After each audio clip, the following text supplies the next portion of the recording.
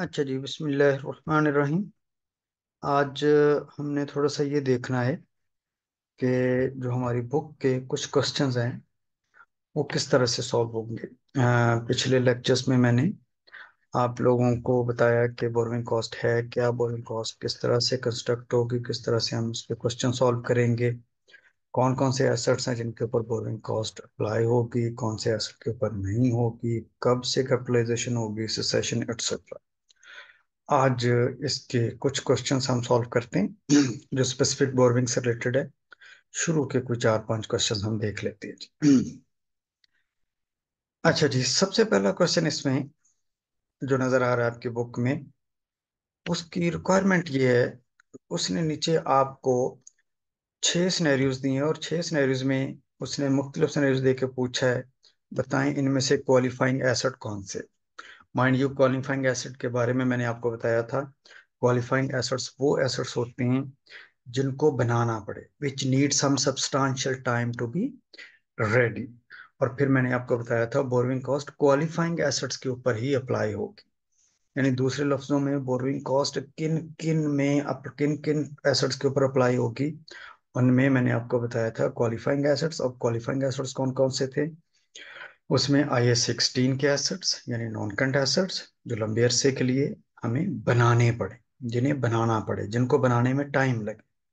ठीक है जी। फिर अगर इन्वेंट्रीज कोई हैं IS 2 में, अगर कोई इन्वेंट्रीज हैं, लेकिन इन्वेंट्रीज भी वो जिन्हें लंबे अरसे में बनाना पड़े। अगर कोई इन्वेंट्रीज शॉर्ट टर्म में बन जाती है यानी एक दिन में हजारों बन जाती हैं या एक हफ्ते में हजारों बन जाती हैं, उन इन्वेंट्रीज के ऊपर भी बोरोइंग कॉस्ट अप्लाई नहीं होती, यानी वो भी क्वालिफाइंग एसेट्स नहीं होते। फिर कोई भी एसेट जो IS 40 के अंडर आएगा वो भी हमारा क्वालिफाइंग एसेट होगा, यानी हमने इन्वेस्टमेंट प्रॉपर्टी को कंस्ट्रक्ट करनी है तो वो भी नॉन करंट एसेट ही है, तो उसके ऊपर भी IS 23 अप्लाई होगा।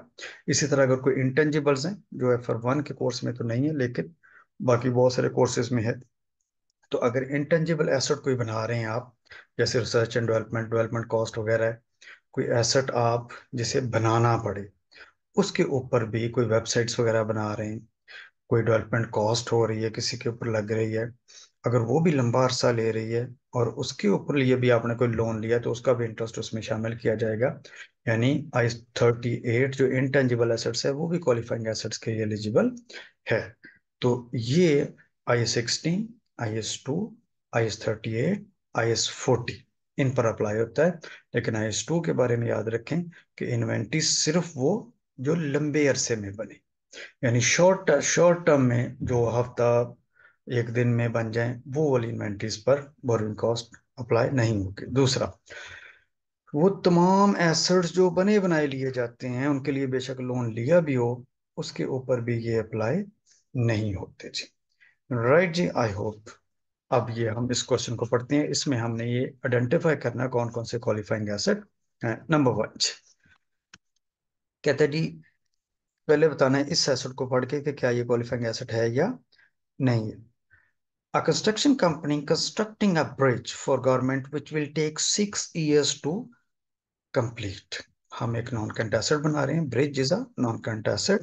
रोड्स, ब्रिज, कोई कंट्रैक्टर जो हैं वो भी अगर कोई घर बना रहे हैं, कोई पुल बना रहे हैं, कोई डैम बना रहे हैं, तो उसके लिए भी अगर आपने लोन लिया होगा तो वो भी आपके लिए क्वालिफाइंग एसेट है। तो ये क्वालिफाइंग एसेट है क्योंकि ब्रिज बना रहे हैं और ये ब्रिज कितनी देर में बनेगा? 6 years में, सब्सटेंशियल टाइम ले रहे हैं, ये क्वालिफाइंग एसेट है। दूसरा जी, a sophisticated integrated circuit being made by an entity who manufactures and sells 10,000 and 12,000 units every month। यानी आपकी इन्वेंट्री बन रही है जो आपने बनाकर बेचनी होती है 10,000 एंड 12,000 पर मंथ। इसका मतलब है एक दिन में पता नहीं कितनी कितनी बनती होंगी। तो इन्वेंट्री के ऊपर IS 23 अप्लाई होता है, लेकिन लॉन्ग टर्म के ऊपर। अगर कोई शॉर्ट टर्म में बन रही है, जैसे ये 10,000 एक माह में बन रही है और 12,000 एक माह में बन रही है, इसका मतलब है ये शॉर्ट टर्म में बन रही है, ये एक दिन में पता नहीं कितने कितने यूनिट्स बन जाते होंगे, इसलिए ये एलिजिबल नहीं है जी क्वालिफाइंग एसेट के लिए। दूसरा जी, a power plant under construction, it may take 10 months to complete. Once again, a power plant एक हमारे बिल्डिंग है, कंस्ट्रक्ट हो रही है, सब्सटेंशियल टाइम ले रही है। कितना टाइम ले रही है? 10 months। तो ये भी एलिजिबल है क्वालिफाइंग एसेट के लिए, क्योंकि नॉन करंट एसेट बन रहा है और सब्सटेंशियल टाइम ले रहा है जी। चौथा जी, an equipment purchase by X limited, the equipment may be used immediately after it is delivered. तो देखें जी, ये इक्विपमेंट परचेज किया हमने, ये बनाया नहीं है, इधर से परचेज किया, उधर से हमने यूज कर लिया। तो मैंने बताया था, जिस एसेट को बनाना ना पड़े, यानी बना बनाया ले लिया जाए, तो उस वो क्वालिफाइंग एसेट नहीं होता। यानी हमें बनाना ही नहीं पड़ा, तो हमें पता ही नहीं उसके ऊपर कितना इंटरेस्ट लगेगा, तो इसलिए ये क्वालिफाइंग एसेट नहीं है, क्योंकि ये बना बनाया हमने खरीदा है। ठीक हो गया जी। Fifth one, a special order from a customer to manufacture a machine for him which will take 11 months to 11 months at the least। देखें जी, ये भी हमारा क्वालिफाइंग एसेट है। क्यों? क्योंकि कस्टमर ने हमें कहा है कि हम उनके लिए एक मशीन बनाएं जो 11 माह लेगी बनने में। तो वंस अगेन, एक हम एसेट बना रहे हैं जिसे सब्सटेंशियल टाइम लग रहा है, और बेशक इसे बाद में हमने बेचना है, लेकिन इन्वेंट्री भी अगर लंबा अरसा ले रही है बनने में, तो वो भी हमारी नॉन करंट एसेट बन जाती है। डोंट फॉरगेट, क्योंकि हमें ये मशीन का ऑर्डर मिला है, इसका मतलब है हम ये मशीन बेचने के लिए बना रहे होंगे, तो इसका मतलब है ये इन्वेंट्री होगी। अगर ये मशीन यूज करने के लिए होती तो फिर आई 16 होती थी। लेकिन दोनों तरह से, बेशक इन्वेंट्री है, बेशक नॉन करंट एसेट है, अगर ये लंबा अरसा ले रही है, तो फिर हम इसे अपना क्वालिफाइंग एसेट समझेंगे। तो ये भी क्वालिफाइंग एसेट है, इसके ऊपर भी बोरोइंग कॉस्ट अप्लाई होगी। Sixth one, an entity is constructing office building which will take 8 months to complete। ये देखें, ये ऑफिस बिल्डिंग बना रहे हैं, जैसे 8 माह लगेंगे बनने में। वंस अगेन ये भी क्वालिफाइंग एसेट है। तो आंसर में अगर आप देखें, 1, 3, 5 एंड 6 ये क्वालिफाइंग एसेट है, और 2 और 5 4 रादर 2 एंड 4 जो हैं, ये क्वालिफाइंग एसेट नहीं है जी। मैंने इन सबको वन बाय वन एक्सप्लेन भी कर दिया कि क्यों नहीं है या क्यों है जी। नेक्स्ट कम्स जी हमारी जो नेक्स्ट आती है example, that should be example 2 जी। एग्जाम्पल 2 में वो कहते हैं जी, calculate the amount of borrowing cost to be capitalised. उसने सिर्फ बोरविंग कॉस्ट मांगी है कि बोरविंग कॉस्ट कितनी होगी। माइंड यू, बोरविंग कॉस्ट क्या होती है? इंटरेस्ट, लेकिन कितनी देर का? जितनी देर एसेट बनता रहा है और जितनी देर वो लोन लगा है। राइट जी। अच्छा, और दूसरा माइनस उसमें से क्या कर दी जाएगी? Investment income. तो यहां पर ये देखें जी, कहता है जी, UP limited borrow a loan of 10 million. कितना लोन लिया है, ये रिलेवेंट चीज है। कितने पर लिया जी? 15% पर एनम पर। और किस लिए लिया है? कि हमने पावर जनरेशन एक बिल्ड करना है। इसका मतलब एक क्वालिफाइंग एसेट है जिसको बनाने के लिए हमें 10 मिलियन लोन लिया है 15% पर। ठीक हो गई जी। फर्स्ट रेलिवेंट थिंग इज कि लोन कितना लिया और कितने इंटरेस्ट पर लिया। दूसरी चीज, loan was received on 1 Feb. ये भी रेलिवेंट चीज है। कब लोन मिला है? 1 फेब 2011 को। इसका मतलब है हम इसके बाद ही इसे कैपिटलाइज कर सकते। ठीक हो गया। UP limited paid 3 million to contractor immediately. इसका मतलब है ये लोन इमीडिएटली लग गया। ये लोन इमीडिएटली लग गया, इसकी इसकी कैपिटलाइजेशन भी इमीडिएटली शुरू हो जाएगी। अच्छा जी। और जो कहते हैं रिमेनिंग 7 मिलियन है, 3 मिलियन लगा दिया, और जो रिमेनिंग 7 मिलियन है वो हमने किस दिन दी जी? मार्च 1 2011 को। राइट जी। पहली पेमेंट हुई 1 फेब को, और दूसरी 1 माह के बाद मार्च 1 को। राइट जी। और कहता है जी, जो 7 मिलियन 1 माह तक फारग रहा, उसे हम टेम्परेरीली इन्वेस्ट कर दिया था। कितने पर? 9%। राइट जी। ये भी उसने बात बता दी जी। तो हमें ये पता चल गया कि बोरोइंग कॉस्ट 15% पर 10 मिलियन की है। और जाहिर अब हमें जो एक चीज आप चाहिए, वो ये चाहिए कि ये बिल्डिंग कंप्लीट कब हुई। तो उसके बारे में उसने बता दिया जी। ये बिल्डिंग जो है, कब the UP limited has year end of 31 December, as on 31 December 2011 the construction is still in process and the loan is also outstanding. अगर आपका साल खत्म हो जाए, तो आपने वहां तक ही आपको उसको बोरोइंग कॉस्ट को कैपिटलाइज करना है। अभी बिल्डिंग चल रही है आपकी, अभी बिल्डिंग आपकी चल रही है। इसका मतलब है बिल्डिंग कंप्लीट तो मुमकिन है 2 साल बाद हो, 3 साल बाद हो, जब भी हो। लेकिन अगर साल खत्म हो जाए, उसे आपसे उसने आपसे 2011 की सिर्फ डाटा मांगा है, तो फिर हम उसकी कैपिटलाइजेशन सिर्फ 2011 तक करेंगे। हम ये अज्यूम कर लेंगे, ये अभी से समझ लें, हम ये अज्यूम कर लेंगे कि हमारी बिल्डिंग 31 दिसंबर 2011 को कंप्लीट होगी, और फिर वहां तक हम उसकी कैपिटलाइजेशन कर देंगे।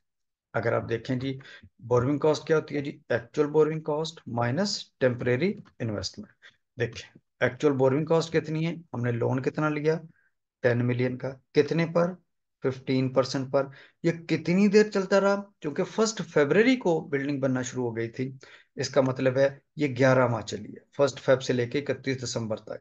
तो हमने जो बोरविंग कॉस्ट लेनी है वो तो पूरी 11 माह की हमने ले ली, कोई हॉल्ट नहीं था इसमें, इसलिए हमने हॉल्ट की उसमें अमाउंट नहीं निकाली। राइट जी। दूसरा हमें चाहिए कि इसकी इन्वेस्टमेंट कितनी है, क्योंकि इसमें से माइनस करनी है इन्वेस्टमेंट। उसने इन्वेस्टमेंट इनकम के बारे में बताया हुआ है कि जो 7 मिलियन था वो हमने 9% पर इन्वेस्ट कर दिया था। कब से कब तक? 1 फेब से लेके 1 मार्च तक। ठीक हो गया? ये देखें ना, ये जो 7 मिलियन था, ये कब हमने उसको किया था? 1 मार्च 2011 को। और हमने लोन लिखा कब था? 1 फेब 2011 को। 3 मिलियन हमने इमीडिएटली लगाना शुरू कर दिया था, जो 7 बच गया था उसे हमने इन्वेस्ट कर दिया, और ये कब तक इन्वेस्ट रहा? सिर्फ 1 माह के लिए। तो हम सिर्फ 1 माह की जो इन्वेस्टमेंट इनकम है वो निकाल कर इधर लिख देंगे। तो ये उसकी बोरिंग कॉस्ट है, इसमें से माइनस कर देंगे जो इन्वेस्टमेंट इनकम है। तो जो एक्चुअल बोरिंग कॉस्ट है ये हमेशा क्या होती है? Net of investment income. तो इसकी इन्वेस्टमेंट इनकम उसमें से माइनस कर देंगे। राइट जी, आई होप ये क्लियर है जी आपसे।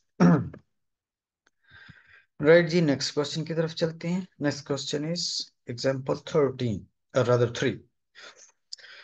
ये भी देखते हैं जी उसकी रिक्वायरमेंट क्या है। Calculate the amount of addition to capital work in progress during the year to 31 December 2017। हमारा ईयर एंड कब है जी? 31 दिसंबर 2017, रादर 2016।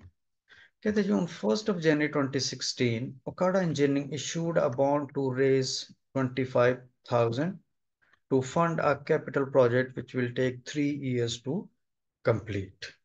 कहते हैं जी आपने 25,000 के बॉन्ड इशू कर दिए। डोंट फॉरगेट, बॉन्ड्स जब भी इशू हो क्वेश्चन में, लोन नोट्स, प्रेफरेंस शेयर्स वगैरह इस तरह, ये सब भी समझ लीजिए हमने लोन्स ली। बॉन्ड्स, लोन नोट्स, लोगों से पैसे ले लिए ना आपने, तो बॉन्ड्स इशू करके, तो ये भी लोन्स लेने का आपको वो एक तरीका बताता है तो आपने इसको समझना है कि हमने 25,000 लोन ले लिया है। किसके लिए?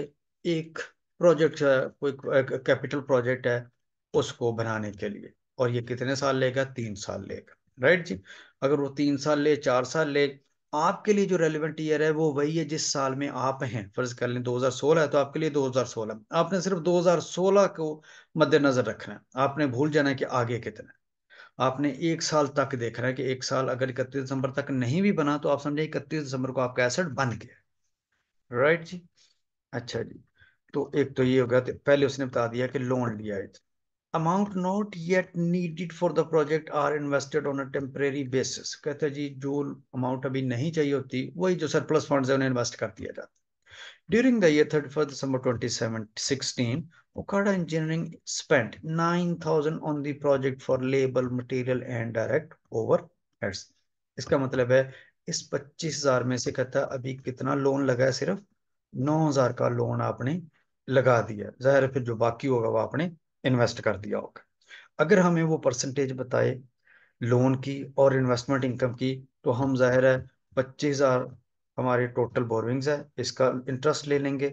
और जो 9,000 है ये लगा है, बाकी अगर हमने देखना इन्वेस्ट कितना हुआ है, तो 25,000 में से 9,000 माइनस कर देंगे, यानी हमारा 16,000 जो है वो इन्वेस्ट हुआ होगा। राइट जी। लेकिन चूंकि क्वेश्चन में अभी तक कहीं परसेंटेज नहीं बताई, इसलिए अभी हम भी चुप है। आगे पढ़ लेते।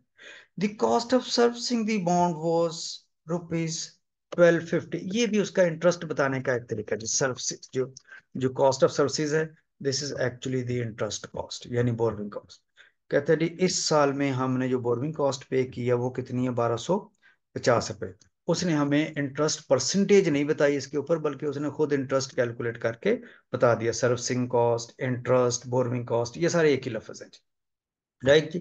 उसने बताया जी इस साल में हमारा बोरोइंग कॉस्ट इतनी लगी, and the company was able to earn rupees 780 through the temporary reinvestment of the amount borrowed। ये क्वेश्चन उसने खुद ही आसान कर दिया आपके लिए। उसने बताया जी कि लोन इतना लगा था, बाकी जो अमाउंट थी वो इन्वेस्ट कर दी हमने, और हमने इस साल में इंटरेस्ट इतना पे किया है, और जो इन्वेस्टमेंट इनकम है उतनी। तो ज़ाहिर है, अगर हम वो बोरोइंग कॉस्ट मुझसे पूछे कितनी है, तो मैं बोरोइंग कॉस्ट कह सकता हूँ जी मेरी इतनी प्लस इतनी। इस साल में अगर वो कैपिटल वर्क इन प्रोग्रेस पूछ रहा है, कैपिटल वर्क इन प्रोग्रेस का मतलब है अब तक मेरा कितना खर्चा हो गया। तो देखिए नीचे क्वेश्चन में चलते हैं, आंसर में इसके। देखिए जी अब तक कितना लग चुका है, 9,000 रुपये। ठीक हो गया जी, कैपिटल वर्क इन प्रोग्रेस यानी जो जो हम कैपिटल कोई एसेट बना रहे हैं उसके ऊपर अब तक कितना पैसा लग चुका है, 9,000। इसमें मेरी बोरोइंग कॉस्ट इस साल में कितनी ऐड हो जाएगी, 1,250, और इन्वेस्टमेंट इनकम कितनी है जी, इतनी। और मैं जो टोटल करूंगा मेरा, तो टोटल कितना बन जाएगा, ये plus the net of borrowing cost, यानी 9470 रुपये मेरी बोरो, ये इतना capital work in progress.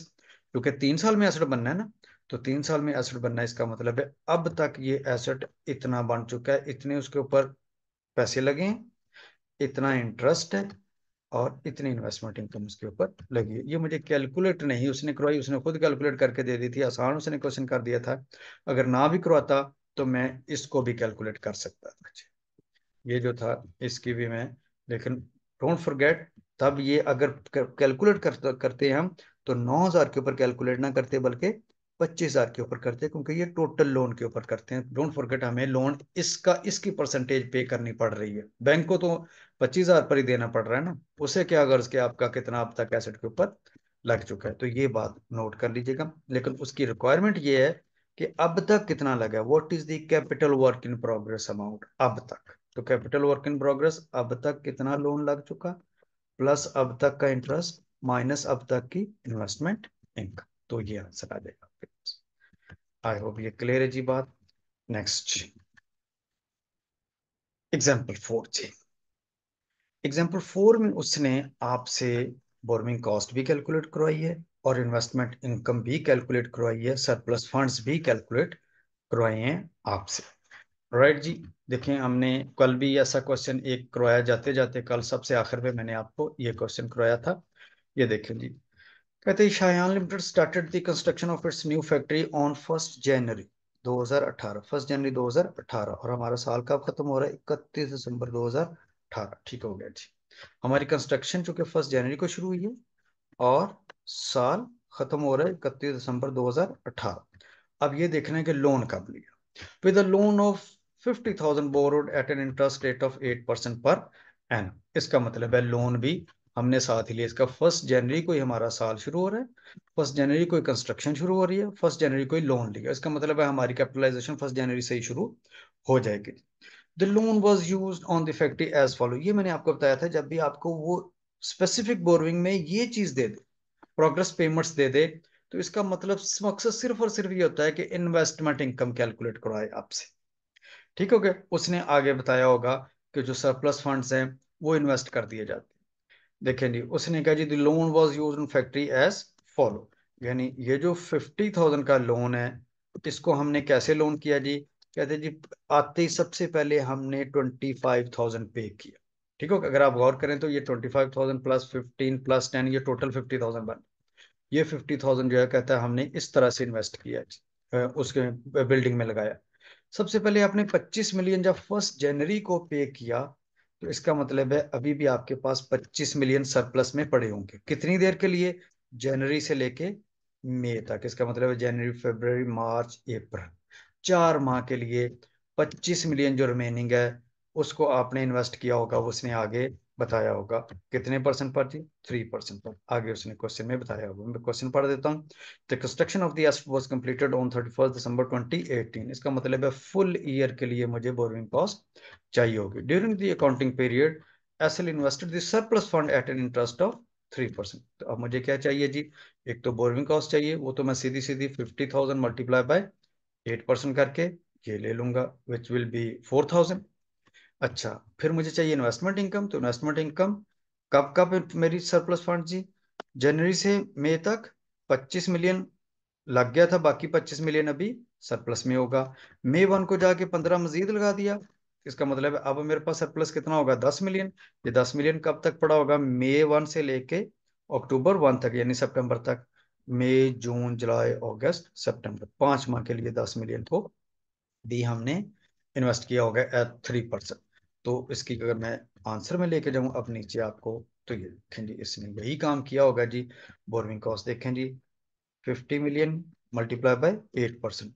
Investment income बेशक जब मर्जी लगी हो, जितनी मर्जी, स्पेसिफिक बोरोइंग में आपने जो बोरोइंग कॉस्ट है वो फुल लोन के ऊपर कैलकुलेट करनी, फुल लोन। और अगर जितने साल के लिए कहा है उसने, अगर जितने माह के लिए कहा, क्योंकि ये फुल ईयर के लिए था इसलिए फुल ईयर, कोई हॉल्ट नहीं था, कोई स्टॉपेज नहीं था, इसलिए मैंने वो भी शामिल नहीं किया। तो ये तो सीधी सीधी आ गई। हाँ, इन्वेस्टमेंट इनकम कितनी हुई जी, जो 25 मिलियन मेरा था, वो 3% पर मेरा लगा 4 माह के लिए। ये वाला 25 पहले लग गया था और अभी 25 पड़ा था, मई 1 तक वो लगा होगा 4 माह के लिए, तो वो 250 है। फर्स्ट में को जाकर 10 मिलियन सरप्लस थे, तो 10 मिलियन जो सरप्लस बचे वो कितने पर आ गए, 3% पर, फॉर 5 मंथ्स। ये भी 125 आपका आ जाएगा जी। राइट जी। तो मैं कहूँगा ये माइनस ये माइनस ये, जो मेरे पास एसेट की वैल्यू आएगी, सॉरी बोरोइंग कॉस्ट होगी, वो कितनी होगी, 3625, क्योंकि उसकी रिक्वायरमेंट थी कि कितनी बोरोइंग कॉस्ट कैपिटलाइज होगी। अगर वो कहता है एसेट कितना होगा, तो यहाँ पर पहले 50,000 भी ऐड कर दिया जाता, क्योंकि 50,000 का एसेट बन रहा था ना, 50,000 लोन लगा। तो 50,000 प्लस 4,000 माइनस इन्वेस्टमेंट इनकम, तो ये आ जाता है, ये एसेट की कॉस्ट आ जाती है। या दूसरे लफ्जों में 50,000 प्लस 3625 ऐड कर देंगे, तो 53,625 मेरे एसेट की कॉस्ट होगी, लेकिन उसकी रिक्वायरमेंट सिर्फ बोरोइंग कॉस्ट थी, इसलिए मैं सिर्फ बोरोइंग कॉस्ट ही कैलकुलेट कर दूंगा। राइट जी। मैं फिर से बता दूं, अगर आपको यहाँ पर सरप्लस फंड कैलकुलेट करने हो, मैंने कल तो खैर बहुत डिटेल में समझाया था आपको।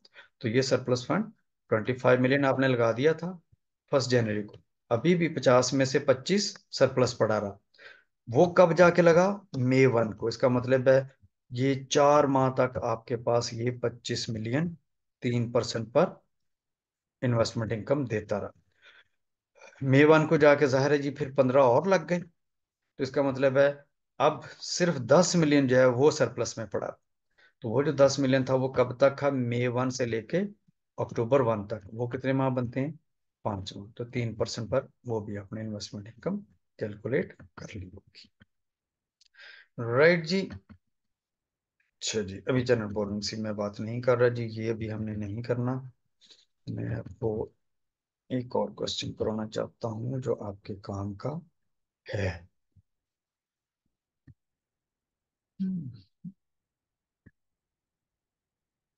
कैपिटलाइजेशन पीरियड में यहाँ पर कब कब जाकर आपको,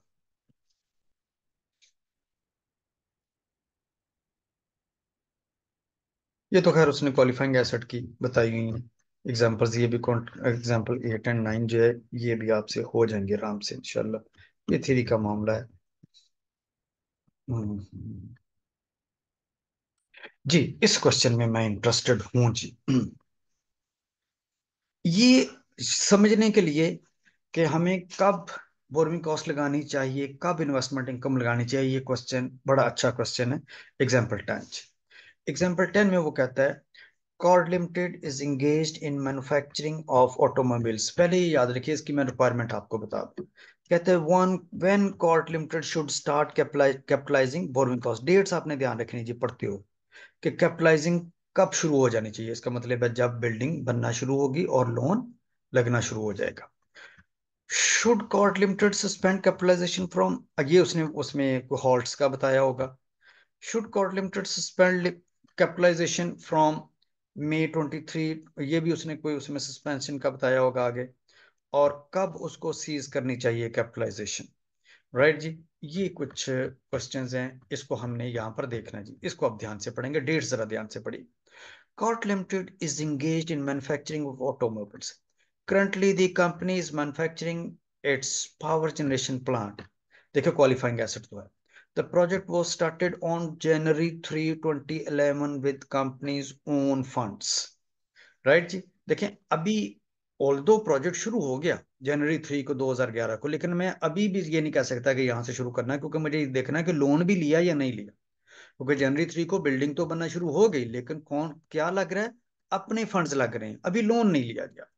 Subsequently, Code Limited borrowed a loan from ZTBL Bank Limited to finance the project on February 22, 2011। देखें कब लोन लिया आपने, February 22, 2011, यानी 22 फरवरी 2011 को आपने लोन लिया। तो कैपिटलाइजेशन कब से शुरू होनी चाहिए, बिल्डिंग बननी शुरू हो गई थी, लेकिन लोन कब लिया, 1 फरवरी 2011 को। यहां से हमारी कैपिटलाइजेशन शुरू हो जानी चाहिए। ठीक हो गया जी।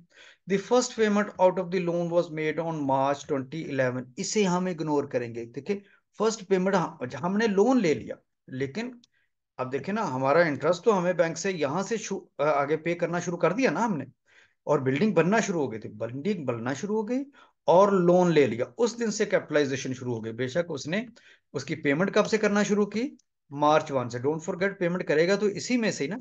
तो इसलिए हमारी जो कैपिटलाइजेशन है वो कब से शुरू होगी, बिल्डिंग बननी शुरू हो गई हो और लोन उस दिन ले लिया हो, तो उस दिन से हमारी बिल्डिंग कैपिटलाइजेशन शुरू होगी। तो जो पहला उसका क्वेश्चन का आंसर है वो ये है कि हमारी जो कैपिटलाइजेशन है वो 22 फरवरी 2011 से उसकी कैपिटलाइजेशन शुरू हो जानी चाहिए जी। ठीक हो गया जी।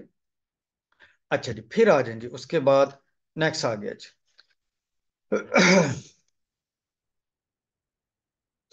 कहते हैं जी, due to some law and order situation, the project remained closed from April 25, 2011 to May 9, 2011। ठीक हो गया जी। The work was also stop. सबसे पहले तो देखें ना, ये एक स्टॉपेज हुई है, कब से कहते हैं जी, हमारा काम रुक गया 25 अप्रैल 2011 को। क्यों, 25 मई 2011 से लेके मई 9 मई 2011 तक। वैसे 9 मई उन्होंने मेरे ख्याल जान के ਵਿੱਚ पाया है, पीटीआई वालों ने सडनली, लेकिन चले कोई बात नहीं।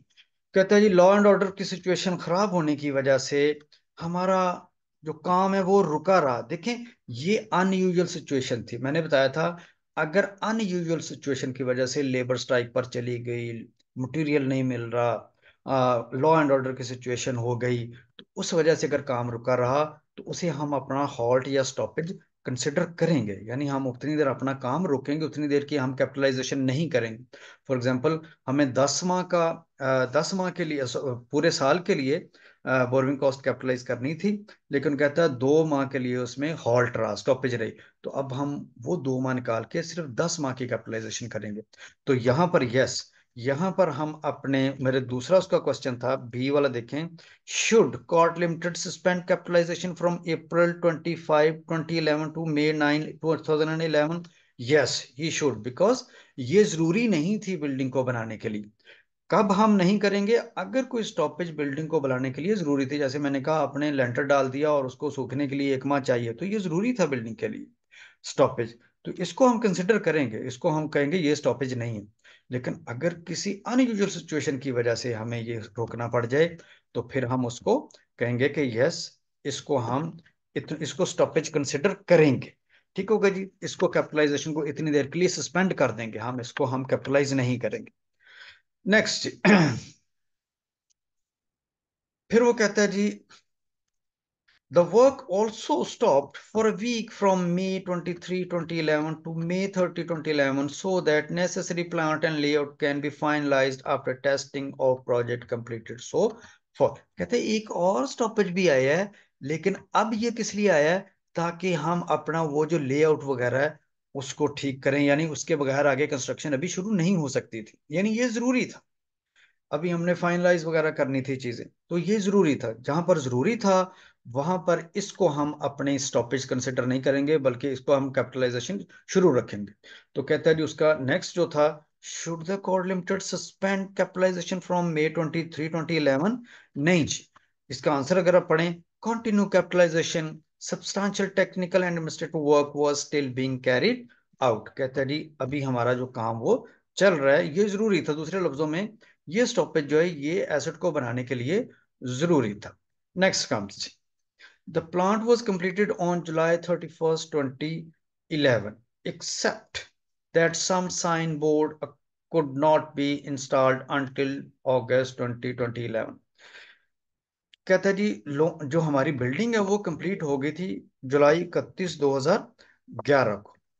जुलाई 31 2011 को हमारी बिल्डिंग कंप्लीट हो गई थी। अब हमने, कहता जी, हम अपनी बिल्डिंग को यहां पर कैपिटलाइजेशन रोक देंगे। उसके बाद अगर आपने उसको छोटा मोटा कोई काम है, पेंट करना छोटा मोटा या कोई छोटे मोटे बोर्ड इंस्टॉल करना है, तो ये बाद के काम है। तो इसका मतलब है हम अपनी बिल्डिंग को जुलाई 31 को कंप्लीट समझेंगे, यहां पर बोरिंग कॉस्ट रोक देंगे। जो बाकी कहते हैं, एक साइन बोर्ड वगैरह ऊपर लगना है, ये बात की बातें, ये बिल्डिंग के कंप्लीशन के लिए जरूरी नहीं थी। बिल्डिंग कंप्लीट हो चुकी, ठीक है। तो बाद वाली जो चीजें हैं उसको हम कंसिडर नहीं करेंगे। फिर कहता है loan was repaid on August 31 2011। Cord limited started using the plant on September 2011। फिर उसका क्वेश्चन ये है कि कब सीज होनी चाहिए कैपिटलाइजेशन। तो कैपिटलाइजेशन इधर खत्म हो जानी चाहिए। बेशक बाद में वो लगाता रहा बोर्ड लगाए, लोन कब वापस किया इसका भी कोई लेना देना नहीं है, और बिल्डिंग काम कब शुरू किया इसका भी उससे लेना देना नहीं। राइट जी। तो ये इन क्वेश्चंस को आप जरा गौर से देख लीजिएगा। Right ji. आई होप जी ये आपकी हेल्प करेगा कि कैपिटलाइजेशन कब होनी चाहिए कब नहीं होनी चाहिए जी। राइट जी। सो मेरा ख्याल है इसको, ये क्वेश्चंस आप देखें, और बाकी इंशाल्लाह we will do some more exercises as well. Till then, अल्लाह हाफिज, अस्सलाम वालेकुम।